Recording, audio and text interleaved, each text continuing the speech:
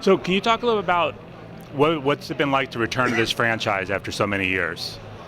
It's really exciting for me, and the idea that the fans loved our series so much that they really want to see it come back on the newer consoles. And to be honest, it was more an answer to their requests, because it had been coming over the last 5 years of people like, please, please, please, THPS. When it comes to next gen, what does that open up for you guys creatively with skateboarding? Well, besides the motion and the graphics, the online elements are great, because you can create your own level and have up to 20 people playing it at once from all across the world, and that's something I never imagined. And that community aspect, also the idea that we can keep giving you new content through the online stores.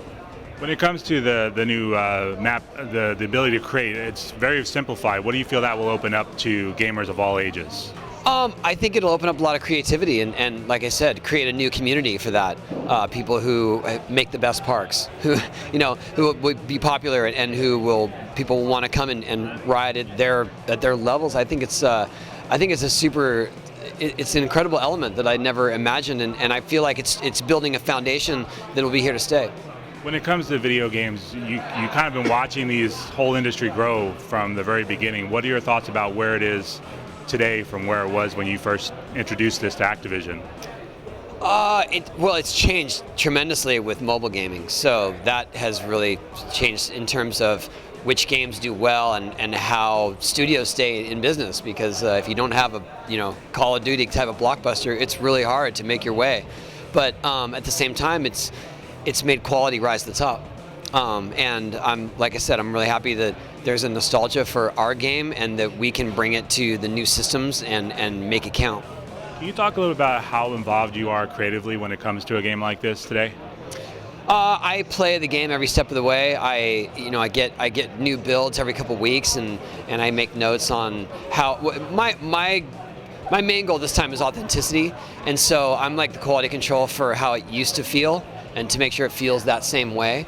But it's, so many people, especially the people who are programming the game, played all the original series, so they know that as well. But so I'm more into the nitty gritty of this trick needs to look a little bit better than this, or perform better than this, and maybe these should be excluded, these should be included.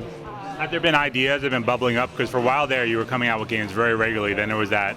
I mean, you did Ride and some other games, but this franchise has kind of been left alone. Have there been ideas in the back of your head that now are coming to fruition after all that time? I think the online element is what we were missing, and now obviously that technology has come of age and everyone's got high-speed data access. So I feel like that is the element that we really were striving for, and we've captured it now. You mentioned Activision and Call of Duty. The X Games starting last year now give medals to video game players. What are your thoughts about that, having been one of the early X Games extreme sports players? It's fine with me. I think it's cool. Online gaming is more popular than skateboarding for the most part, so why not? And have the best players rise to the top. It's fascinating to me. It's fascinating that you can make a career being good at video games. I mean, it's fascinating you can make a career at skateboarding. Like when I was a kid, you couldn't. I just did it because I loved it.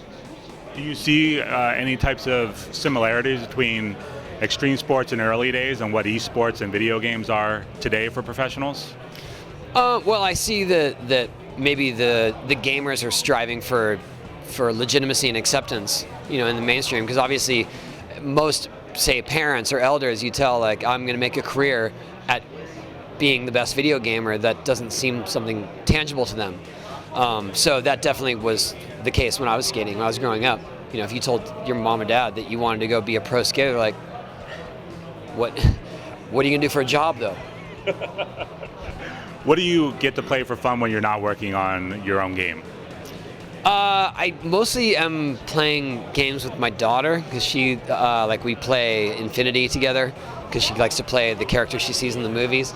I used to play all the Lego games with my kids, because they wanted me to finish the hard levels, but now my kids are off on their own. They're Destiny 24/7. Destiny and Minecraft, that's our house. Do you get into Minecraft or Destiny yourself? I do not, no. I barely have that much time to skate. Do you get to live vicariously through the video game when it comes to skating anymore?